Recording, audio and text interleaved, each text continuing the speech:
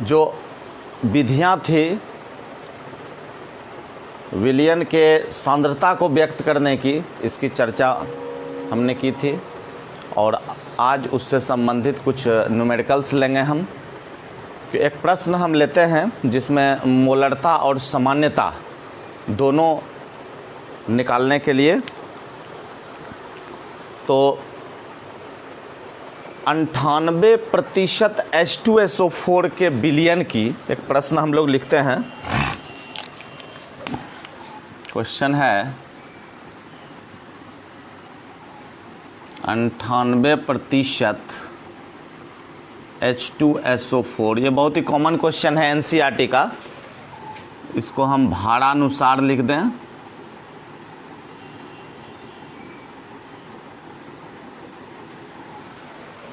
तो 98% H2SO4 के विलयन की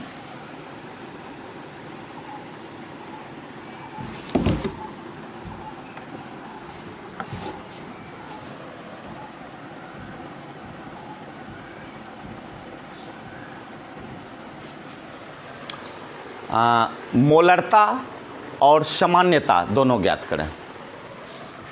मोलरता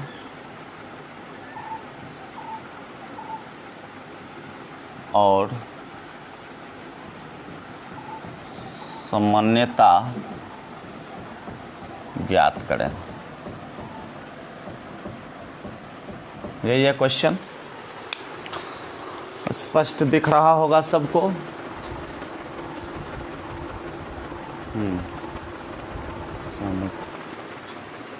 तो 98% H2SO4 के विलयन की मोलरता और सामान्यता। तो कल हमने चर्चा की थी मोलरता की परिभाषा और उसका सूत्र। तो हम लोग पहले देखेंगे कि प्रश्न से हमें क्या क्या मिल गया है। तो यहाँ पर हम देखेंगे कि H2SO4 है। अगर हम पूरे विलयन का द्रव्यमान 100 ग्राम मान लें तो हम लिख सकते हैं विलयन का द्रव्यमान। चूंकि क्वेश्चन से स्पष्ट कहा जा रहा है कि भार के अनुसार आप देखिए, तो विलयन का द्रव्यमान अगर हम 100 ग्राम मान लें तो हम देखेंगे कि अच्छा इस क्वेश्चन में एक और चीज़ मिसिंग है कि अगर घनत्व दे, यहाँ पर घनत्व दिया हुआ है तो घनत्व जो है जैसे H2SO4 का हम यहाँ पर H2SO4 का घनत्व 1.8 ग्राम पर ml दिया हुआ है। ठीक है, अब क्वेश्चन कंप्लीट हो गया। तो हम विलयन का द्रव्यमान अगर 100 ग्राम लेते हैं तो आयतन का सूत्र हम लोग जानते हैं, या घनत्व का सूत्र जानते हैं कि घनत्व बराबर द्रव्यमान बटे आयतन। तो हम यहाँ आयतन बराबर क्या लिख सकते हैं कि द्रव्यमान बटे घनत्व।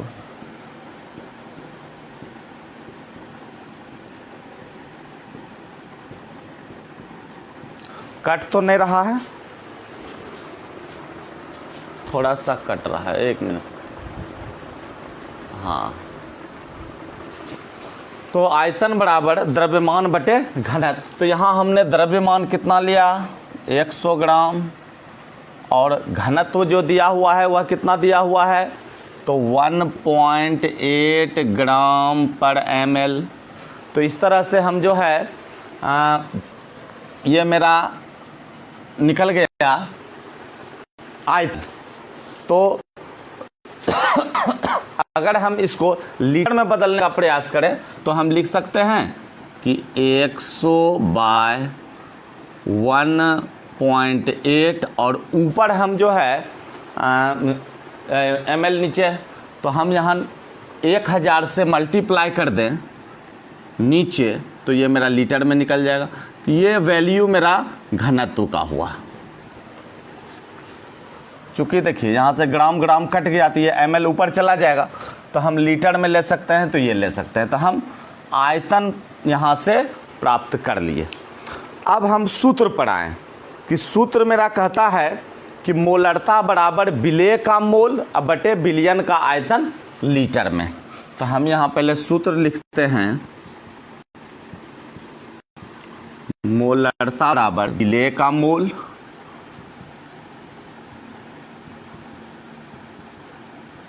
बटे विलयन का आयतन लीटर में।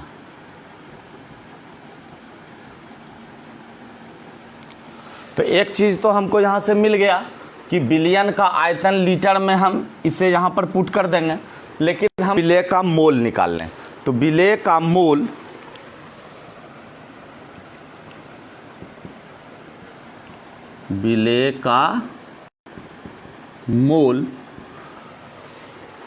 तो ये मोल बराबर होगा ग्राम में द्रव्यमान अब बटे मोलर द्रव्यमान। तो सीधे हम लिख दें कि विलेय का द्रव्यमान डिवाइडेड बाय मोलर द्रव्यमान।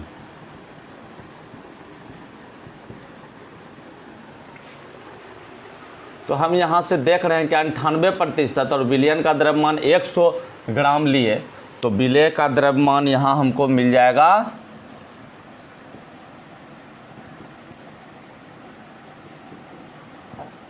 विलेय का द्रव्यमान 98 ग्राम। अब हम मोलर द्रव्यमान की बात करें, चूंकि मेरा H2SO4 है, तो मोलर द्रव्यमान H2SO4 का मोलर द्रव्यमान बराबर H हो गया 1 इंटू 2 प्लस 32 प्लस 16 इंटू 4। तो ये बराबर हम निकालेंगे तो यह भी 98 आएगा। तो इस तरह से हमने देखा कि विलेय का द्रव्यमान और मोलर द्रव्यमान दोनों यहाँ समान आ रहा है, 98 ग्राम और 98। अब हम इस वैल्यू को यहाँ पुट करते हैं, तो हम लिख सकते हैं अतः मोलरता बराबर, तो विलेय का मोल तो ठीक है 98/98 तो नीचे लिखेंगे, इनटू विलयन का आयतन लीटर में, तो हमने यहाँ निकाला है बटे 1.8 इंटू 1000।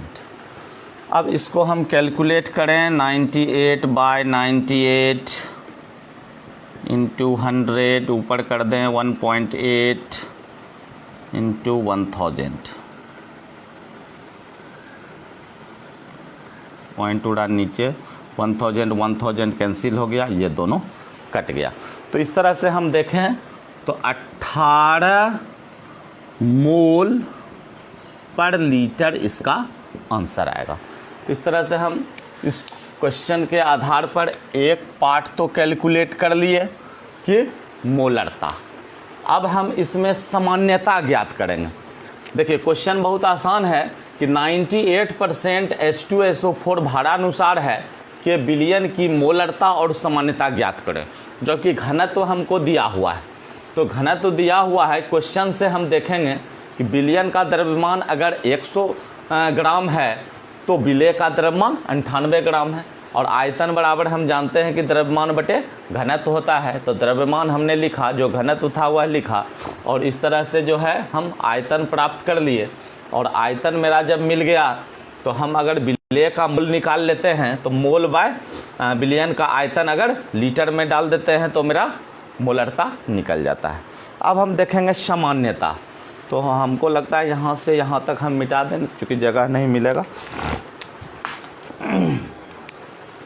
तो सामान्यता का सूत्र हम लोग जानते हैं, यहाँ से मिटा ही देते हैं।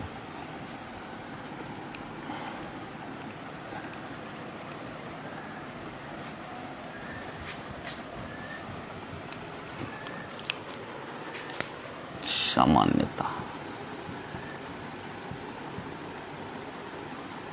इंग्लिश में इसे नॉर्मलिटी कहते हैं। तो विलेय का ग्राम तुल्यांक बटे बिलियन का आयतन लीटर में। तो विलेय का ग्राम तुल्यांक, विलेय का ग्राम तुल्यांक बटे विलियन का आयतन लीटर में। तो बिलियन का आयतन लीटर में ऑलरेडी हम लोग निकाल चुके हैं। कितना था? 100 बाय 1.8 इंटू 1000, यही था लीटर। अब हम देखेंगे कि विलेय का ग्राम तुल्यांक कैसे निकाला जाए। तो हम ग्राम तुल्यांक बराबर सूत्र जानते हैं कि विलेय का द्रव्यमान बटे तुल्यांकी भार। तो हम यहाँ लिख सकते हैं विलेय का ग्राम तुल्यांक बराबर कि विलेय का ग्राम तुल्यांक हम किस रूप में सूत्र लिख सकते हैं कि विलेय का द्रव्यमान बटे तुल्यांकी भार। विलेय का द्रव्यमान बटे इक्विवेलेंट वेट, मतलब तुल्यांकी भार या समतुल्य भार भी इसको कहते हैं, तुल्यांकी भार। ठीक है। तो विलेय का द्रव्यमान तो हम जान रहे हैं, लेकिन हम तुल्यांकी भार कैसे निकालेंगे? तो तुल्यांकी भार निकालने के लिए हमको जो मोलर द्रव्यमान होगा और उसे हम बेसिसिटी या एसिडिटी से डिवाइड करेंगे। तो हम फिर से लिख सकते हैं तुल्यांकी भार, तुल्यांकी भार बराबर मोलर द्रव्यमान, मोलर द्रव्यमान डिवाइडेड बाय क्षारीयता या अम्लीयता। तो यहाँ चूंकि H2SO4 है, मेरा एसिड है, हम क्षारीयता की बात करेंगे। और मोलर द्रव्यमान जो होगा अभी हमने निकाला 98, और 98 यहीं हम कर देते हैं। चूँकि यहाँ डाइबेसिक एसिड है, H2SO4 2+H+ आयन देता है, तो इसका बेसिसिटी 2 हो जाएगा। और इस तरह से हम क्या लिख सकते हैं काट करके 49।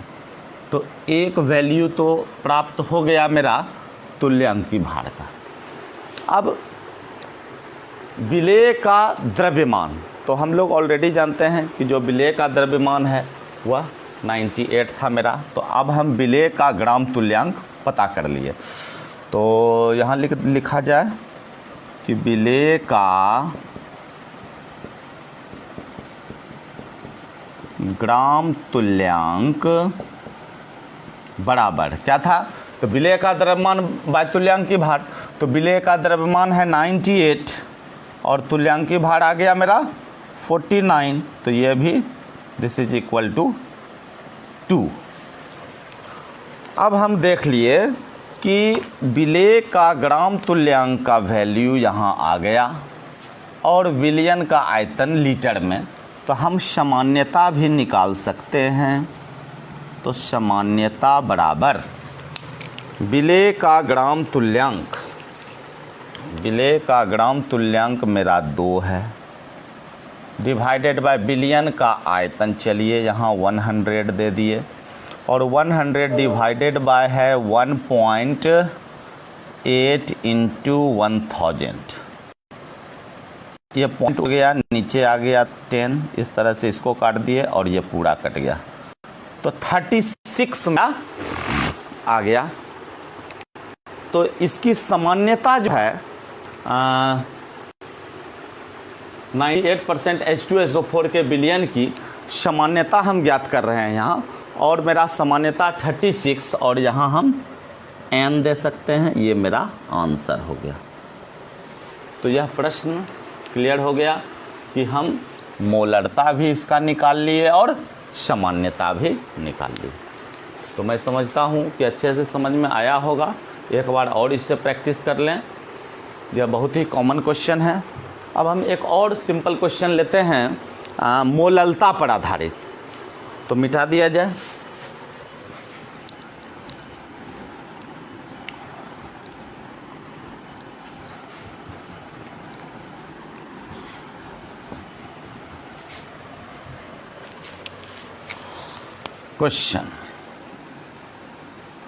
क्वेश्चन इस प्रकार है कि 20% जो मास परसेंटेज है, मतलब द्रव्यमान प्रतिशत, तो 20% इसे हम W/W भी लिख सकते हैं। जलीय पोटेशियम आयोडाइड, जलीय पोटेशियम आयोडाइड विलयन, या सीधे लिखिए कि मोललता क्या होगी, मोललता ज्ञात करें, मोललता ज्ञात करें।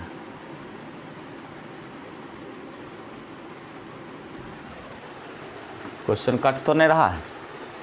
20% W/W, ठीक है, जलीय KI की मोललता ज्ञात करें। तो इस प्रश्न को हम किस तरह से प्रोसीड करेंगे, तो हम क्वेश्चन से जो हमको इन्फॉर्मेशन मिल रहा है, क्या मिल रहा है, तो पोटेशियम आयोडाइड का हमको द्रव्यमान मिल रहा है कि अगर हम विलयन का द्रव्यमान अगर 100 ग्राम लेंगे तो विलेय, और विलेय मेरा क्या है, पोटेशियम आयोडाइड का द्रव्यमान ये हो जाएगा 20 ग्राम, और विलायक चूँकि यहाँ जलीय है तो विलायक मेरा H2O हो गया, और इसका द्रव्यमान भी पता चल गया 80, दैट मीन्स 100 - 20 करके 80 ग्राम। ठीक है, तो ये 3 इन्फॉर्मेशन हम यहाँ से गेन किए। अब हम देखेंगे कि मोललता ज्ञात करने के लिए जो मोललता का सूत्र होता है, तो मोललता बराबर क्या होता है, इधर लिख लें,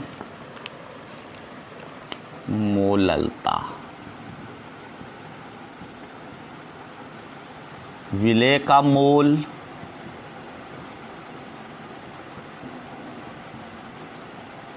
बटे विलायक का द्रव्यमान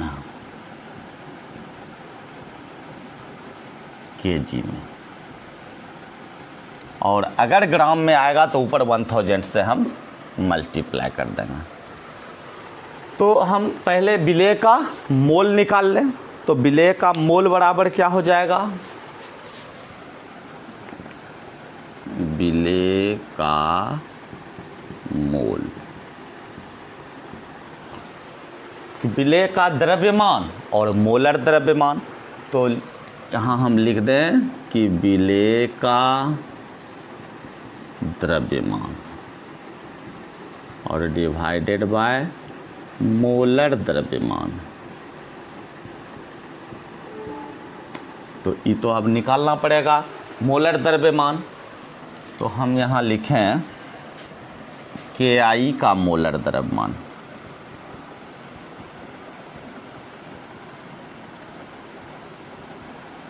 तो K का तो होता है 40 और I का होता है 126, तो 40 + 126 कितना हो जाएगा, 6 और 4 2 6 166, तो 166 मेरा मोलर द्रव्यमान निकल गया, और इस विलेय का द्रव्यमान दिया हुआ है कितना, तो 20।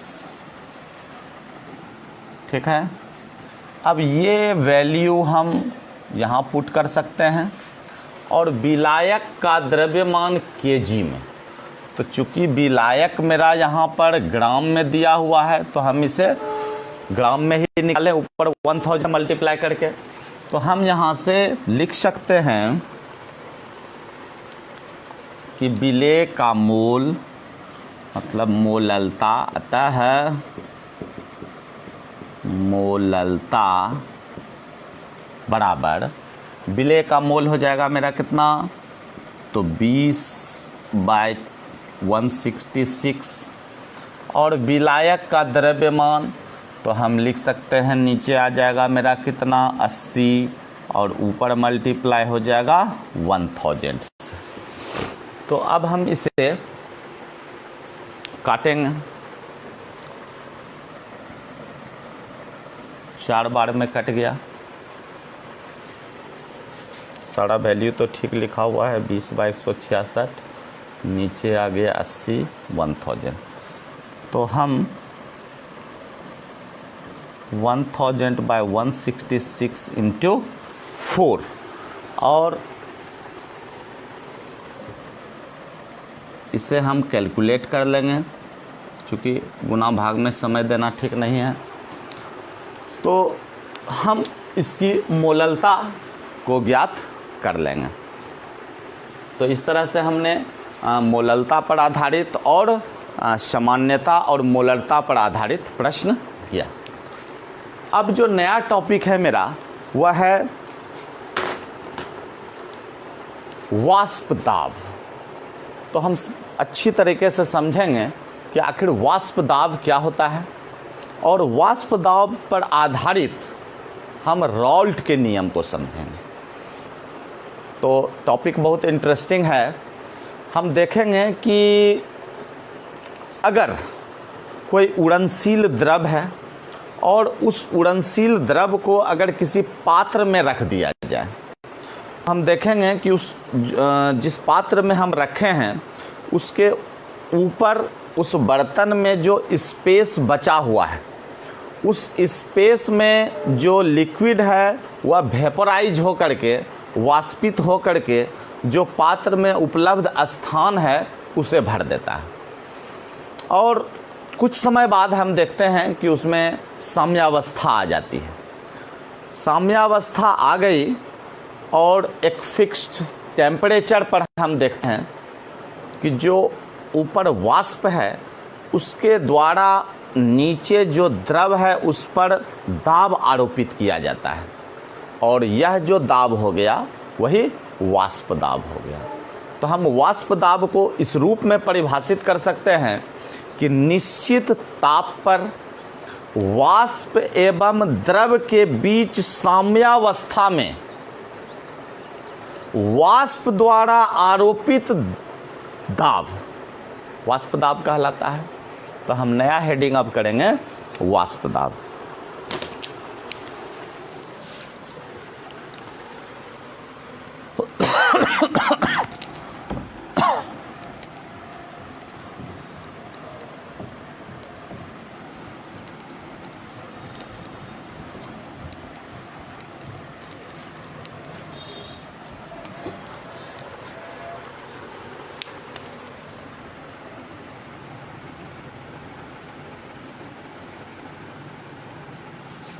वेपर प्रेशर,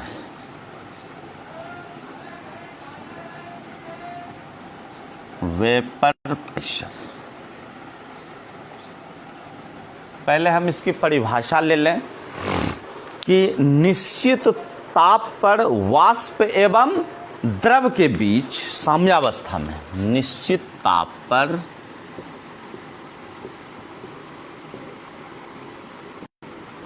निश्चित ताप पर द्रव एवं वाष्प या वाष्प एवं द्रव, वाष्प एवं द्रव के बीच साम्यावस्था में, के बीच साम्यावस्था में, इक्विलिब्रियम में। तो किसके द्वारा? तो वाष्प के द्वारा द्रव पर आरोपित दाब, या सीधे वाष्प द्वारा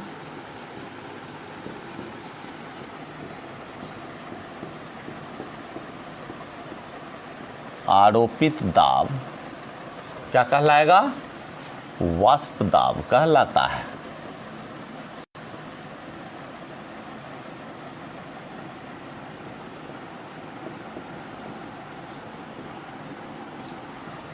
निश्चित ताप पर वाष्प एवं दाब के बीच साम्यावस्था में वाष्प द्वारा आरोपित दाब वाष्प दाब कहलाता है। इस स्टेटमेंट को हम लिखें कि जब किसी उड़नशील द्रव को बंद पात्र में रखा जाता है, जब किसी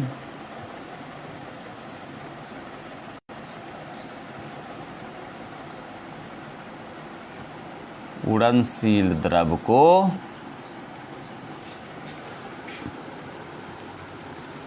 बंद पात्र में रखा जाता है, तो हम क्या देखते हैं कि जो द्रव के ऊपर जो खाली स्पेस है, मतलब जो द्रव का कुछ भाग होता है वह वाष्पित होकर के द्रव का कुछ भाग वाष्पित होकर और जो पात्र है उसके खाली स्थान में, मतलब पात्र में उपलब्ध खाली स्थान को भर देता है, या पात्र के उपलब्ध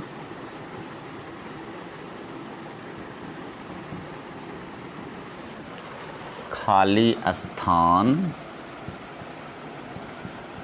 को भर देता है। तब हम क्या देखते हैं कि जब साम्यावस्था हो जाती है, मतलब कुछ समय बाद साम्यावस्था स्थापित होने के फलस्वरूप, स्टेटमेंट बड़ा हो रहा है, कुछ समय बाद साम्यावस्था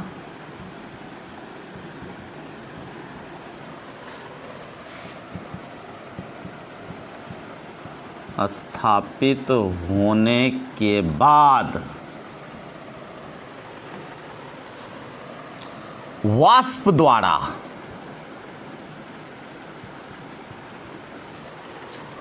दाब आरोपित किया जाता है।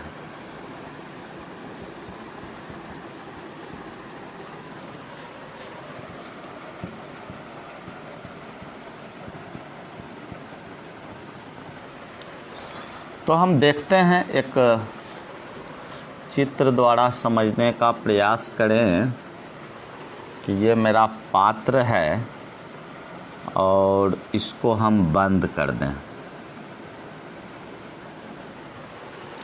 और यहाँ से यहाँ तक मेरा द्रव है।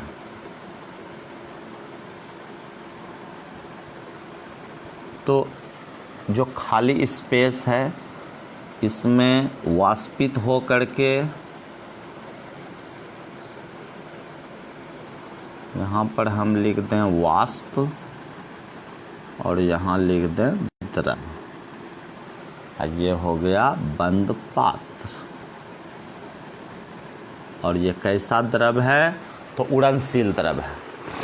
तो इस तरह से हम स्पष्ट रूप से समझ गए कि जो उड़नशील द्रव था और जो खाली जगह था, तो यह वाष्पित हो करके जो खाली जगह है उसको भर देता है और इसके द्वारा साम्यावस्था के फलस्वरूप दाब आरोपित किया जाता है और यही दाब में वाष्प दाब कहलाता है। ठीक है। जब किसी उड़नशील द्रव को बंद पात्र में रखा जाता है तो द्रव का कुछ भाग वाष्पित होकर के पात्र के उपलब्ध खाली स्थान को भर देता है। कुछ समय बाद साम्यावस्था स्थापित होने के बाद या होने के, यहाँ फलस्वरूप होना चाहिए, होने के फलस्वरूप, हाँ, वाष्प द्वारा दाब आरोपित किया जाता है और यही दाब क्या हो गया? वाष्प दाब। तो हम समझते हैं कि वाष्प दाब का परिभाषा क्लियर हो गया। अब हम वाष्प दाब को समझने का प्रयास करेंगे द्रव द्रव विलयन में और ठोस द्रव विलयन में, और दोनों ही कंडीशन में राल्ट ने अपना नियम दिया। तो पहले हम समझेंगे द्रव द्रव विलयन में वाष्प दाब।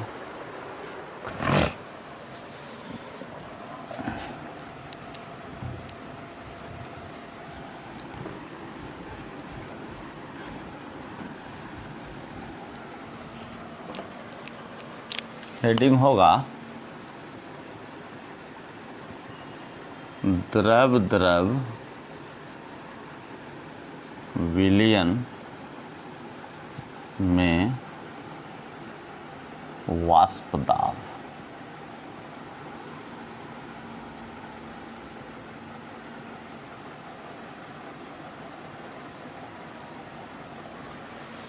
दोनों तरह के विलयन में जो वाष्प दाब है, इस पे आधारित एक लॉन्ग क्वेश्चन भी एग्जामिनेशन में पूछा जा सकता है। कि हम देखते हैं, पहले देखेंगे द्रव द्रव विलयन में कि ठीक है, बंद पात्र है और हमने दो द्रव लिया और दोनों कैसा, तो उड़नशील द्रव लिया। एक द्विअंगी विलयन है और जिसमें दो हम उड़नशील द्रव को ले लिए एक बंद पात्र में, तो क्या होंगे, तो वो भी वाष्पित होंगे और जो खाली जगह है उसे देंगे। दोनों के बीच साम्यावस्था स्थापित होगी और साम्यावस्था स्थापित जब होती है तो हम देखते हैं कि यहाँ पर जो राल्ट ने 1886 में एक नियम प्रस्तुत किया। राल्ट एक फ्रेंच रसायनज्ञ थे। उन्होंने कहा कि स्थिर ताप पर जो वाष्पशील द्रव है उसके विलयन का जो प्रत्येक अवयव है, प्रत्येक अवयव का मतलब यहाँ तो दोनों द्रव है तो दोनों द्रव होगा, उसका जो आंशिक दाब होगा वह आंशिक दाब उसके मोल प्रभाज के समानुपाती होगा। मतलब हम कह सकते हैं कि जो उधर हेनरी लॉ था और जो राल्ट लॉ था, यह लगभग सेम स्टेटमेंट आ रहा है, लेकिन दोनों में थोड़ा अंतर है, हम बाद में इसे स्पष्ट करेंगे। तो हम समझ रहे हैं कि द्रव द्रव विलयन में वाष्प दाब, तो एक बंद पात्र में हम लिखें कि मान लिया कि एक बंद पात्र में दो उड़नशील द्रव के द्विअंगी विलयन है। मान लिया कि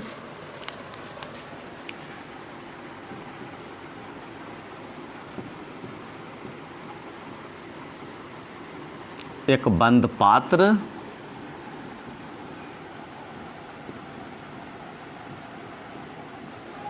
पात्र में दो उड़नशील द्रव, दो उड़नशील द्रव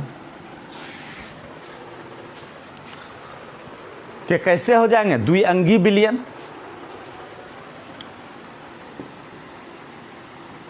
द्विअंगी विलयन। द्विअंगी विलयन का मतलब ऐसा विलयन जिसमें दो घटक होते हैं।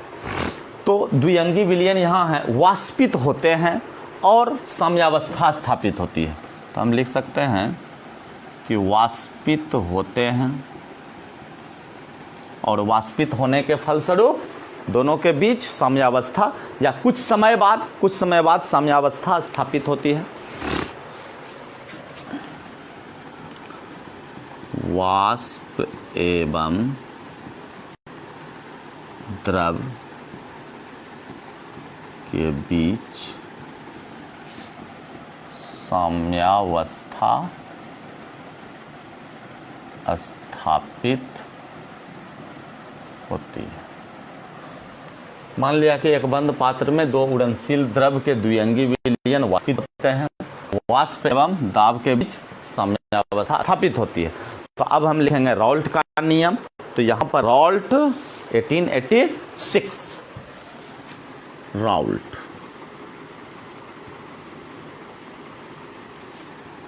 1886, ये फ्रेंच रसायनज्ञ हैं, लिख सकते हैं यहाँ फ्रेंच रसायनज्ञ।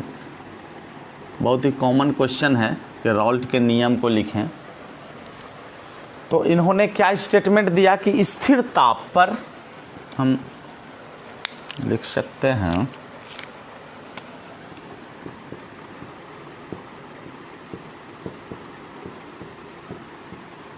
स्थिर ताप पर हम क्या देखते हैं कि जो वाष्पशील द्रव है, वाष्पशील द्रव के विलयन का प्रत्येक अवयव, वाष्पशील द्रव के विलयन का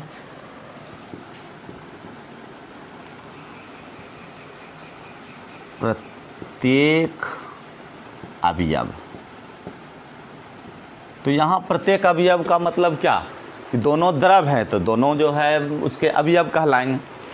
तो प्रत्येक अवयव का क्या आंशिक दाब उसके मोल प्रभाज के समानुपाती होता है। तो हम यहाँ लिख सकते हैं का आंशिक दाब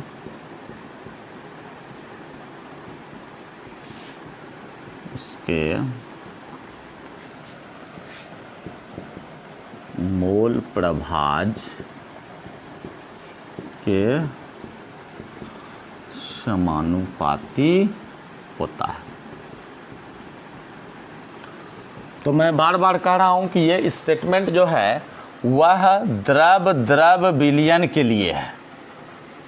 फिर हम ठोस द्रव विलयन पढ़ेंगे तो यहाँ पर है क्या कि बंद पात्र में द्विअंगी विलयन में दो उड़नशील द्रव को लिया गया है और वाष्प और द्रव के बीच साम्यावस्था स्थापित हो रही है। तो इससे संबंधित जो उनका स्टेटमेंट था कि स्थिर ताप पर वाष्पशील द्रव के विलयन का प्रत्येक अवयव का मतलब दोनों द्रव का आंशिक दाब उसके मोल प्रभाज के समानुपाती होता है। तो द्विअंगी विलयन मान लिया जाए कि उसके घटक जो हैं ए और बी हैं। तो यहाँ हम लिखें माना कि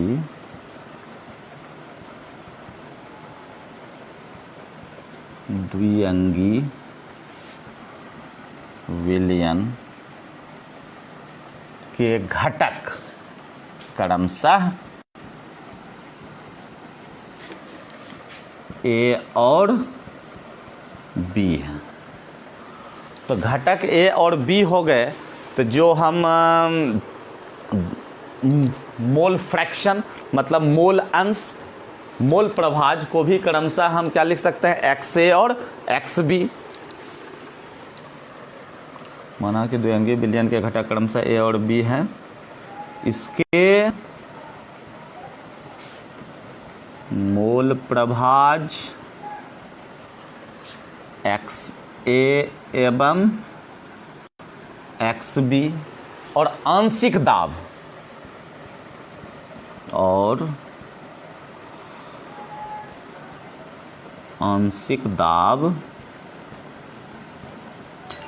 पी ए एवं पी बी है। तो अब हम इनके स्टेटमेंट के अनुसार जो मैथमेटिकल एक्सप्रेशन है उसे समझने का प्रयास करेंगे कि यहाँ तो जगह नहीं बचा, मिटा दे। फिर से हम समझ लें कि विलयन का जो घटक है मेरा ए और बी है और मोल प्रभाज एक्स ए एक्स बी हो गया और आंशिक दाब पी ए पी बी हो गया। तो रॉल्ट के नियम के अनुसार यहाँ से देखेंगे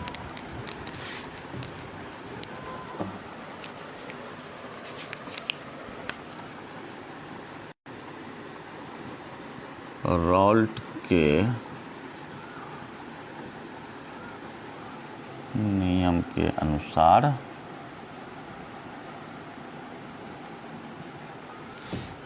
जो पी ए होगा this is proportional to x a और जो पी बी होगा this is proportional to x B.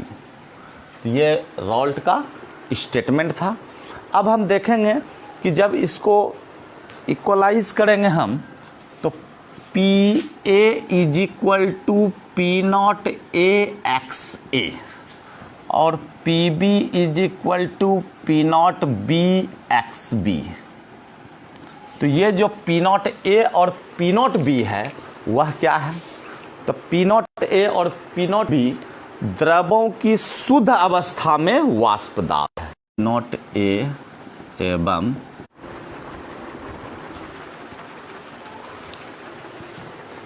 Phone आके थोड़ा डिस्टर्ब हो गया। अच्छा, हम देख रहे हैं कि P0A और P0B जो होगा वह क्रमशः शुद्ध अवस्था के। अब हम PA और PB का जो रिलेशन हमने देखा, this is equal to P0A XA plus P0B XB। और हम यहाँ से, चूँकि हम जानते हैं कि XA प्लस XB जो मोल प्रभाज होता है और दोनों घटकों का मोल प्रभाज 1 के बराबर होता है, तो हम यहाँ से XA is equal to 1 minus XB ले लेंगे और इस वैल्यू को हम यहाँ पुट करेंगे। P0A 1 minus XB plus P0B XB and this is equal to P0A minus P0A XB plus P0B XB। अब हम इस स्टेटमेंट को यहाँ लिखें तो P इज इक्वल टू हम लिख सकते हैं P0A और प्लस को इधर ले आइए, प्लस P0B XB, अब माइनस को इधर कर देते हैं, P0A XB। ठीक है, अब हम देखें तो P0A प्लस, और यहाँ इसमें भी XB है और इसमें भी XB है, तो हम कॉमन ले लेंगे P0B माइनस P0A और यहाँ कॉमन आ गया XB। तो ये हम रिलेशन फाइनली यहाँ से प्राप्त कर लिए। अगर हम इसके घटक को रिवर्स कर दें तो सिमिलरली हम देख सकते हैं इसी प्रकार P, ठीक है, और यहाँ P0A के जगह हम B कर दिए प्लस P0B के जगह A कर दिए, P0A के जगह B कर दिए और XB के जगह XA कर दिए। तो ये मेरा स्टेटमेंट फाइनल यहाँ तक पहुँच गया। तो हमने देखा कि द्रव द्रव विलयन में जो वाष्प दाब था उस पे आधारित जो रॉल्ट के नियम का एक्सप्रेशन था, इसे समझा। अब हम देखेंगे नेक्स्ट टॉपिक जो होगा वह है ठोस द्रव विलयन में वाष्प दाब। तो मैं समझता हूँ कि यहाँ तक अच्छे प्रकार से समझ में आया होगा। इस पर आधारित हम न्यूमेरिकल्स भी करेंगे। तो ठोस द्रव विलयन में वाष्प दाब, यहाँ सिर्फ चेंज कर दें ठोस और इससे हम मिटा दें।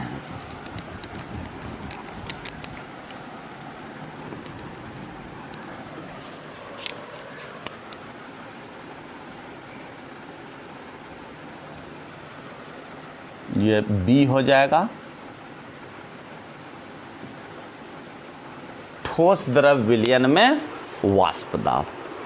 यहाँ पर हम देखेंगे कि चूंकि ठोस है और ठोस उड़नशील नहीं होता है, तो जब किसी उड़नशील ठोस, जैसे हम उदाहरण ले लें, जैसे NaCl हो गया, चीनी हो गया, ग्लूकोज हो गया, तो इस तरह के ठोस को अगर हम उड़नशील द्रव में मिला देते हैं तो हम देखते हैं कि जो वाष्प दाब होता है वह मुख्यतः जो द्रव है, जो उड़नशील द्रव है, या कहने का मतलब विलायक है, उसके कारण स्थापित होता है। तो अब यहाँ पर हम देखेंगे कि वाष्प विलयन का जो वाष्प दाब होगा वह विलायक के वाष्प दाब के बराबर होगा। और यहाँ पर रॉल्ट ने अपना नियम दिया और उन्होंने कहा कि विलयन का वाष्प दाब विलायक के मोल प्रभाज के समानुपाती होता है। यहाँ विलेय का कोई रोल नहीं है। तो हम स्टेटमेंट को लिखें, इसे मिटा देने में ही ठीक है। तो हम पढ़ने जा रहे हैं ठोस द्रव विलयन में वाष्प दाब। तो क्या लिखेंगे कि जब किसी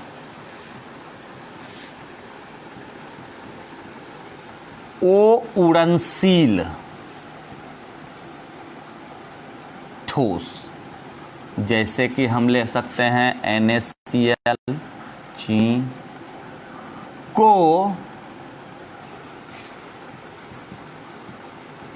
उड़नशील द्रव में मिलाया जाता है तो मिलाने पर जो वाष्प दाब होगा, या सीधे कह दें कि तो वाष्प दाब मुख्यतः विलायक के कारण होता है। तो वाष्प दाब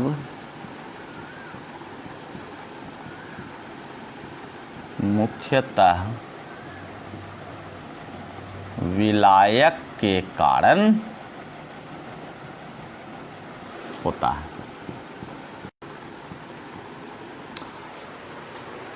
अब राल्ट का स्टेटमेंट भी इसी तरह का है, या यहां से हम इस कंक्लूजन पर पहुंचे कि विलयन का वाष्प दाब विलायक के वाष्प दाब के बराबर होता है। हम लिख सकते हैं विलयन का वाष्प दाब, विलयन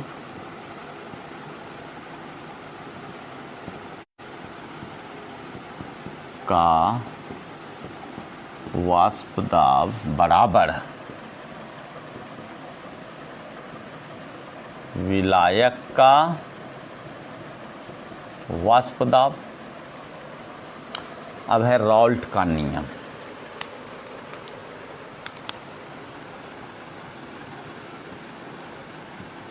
राल्ट नियम, यहां पर जो राल्ट नियम है जो कि ठोस द्रव विलयन के लिए है कि विलयन का वाष्प दाब विलायक के मोल प्रभाज के समानुपाती होता है। तो विलयन का वाष्प दाब, विलयन का वाष्प दाब विलायक के मोल प्रभाज के समानुपाती होता है। हाँ, लेकिन ध्यान रखना है कि ठोस द्रव विलयन के लिए इनका स्टेटमेंट है, द्रव द्रव विलयन के लिए अलग है। तो हम यहां पर देखेंगे कि पीए जो है वो प्रोपोर्शनल हो जाएगा एक्स के, लेकिन यहां पी का तो कोई रोल नहीं है। तो पीए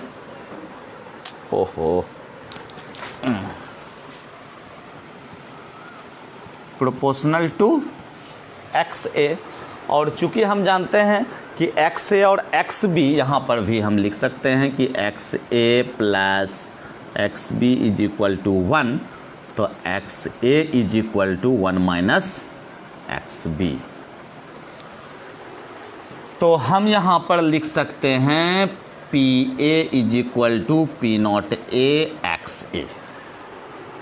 ठीक है, अब हम इस एक्स ए को, ये जो हमने एक्स ए का वैल्यू देखा उसको पुट करने के फलस्वरूप p a is equal to लिख दें 1 माइनस एक्स बी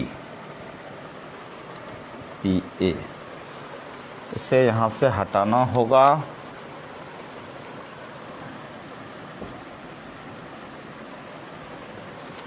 अब हम आगे बढ़ाएं इसको, तो p a is equal to p not a minus p not a x B.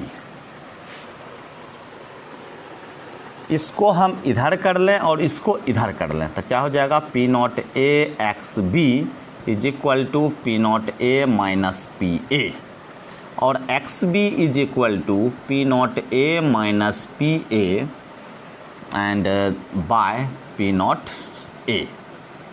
Final relation ये पता चला, लेकिन इस रिलेशन के फलस्वरूप हम जो यहाँ देख रहे हैं तो क्या देख रहे हैं कि वाष्प दाब का ये अपेक्षिक अवनमन है, और वाष्प दाब का अपेक्षिक अवनमन मोल प्रभाज के समानुपाती होता है।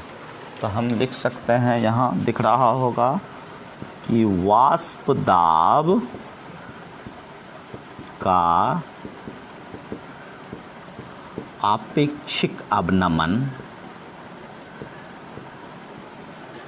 किसके मोल प्रभाज के, ये बी है, विलेय। तो तो हम लिख दें कि ओ उड़नशील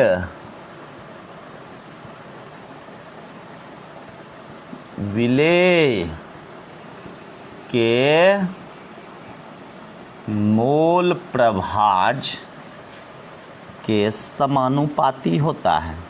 या समानुपाती कहाँ, ये तो बराबर होता है, बराबर होता है।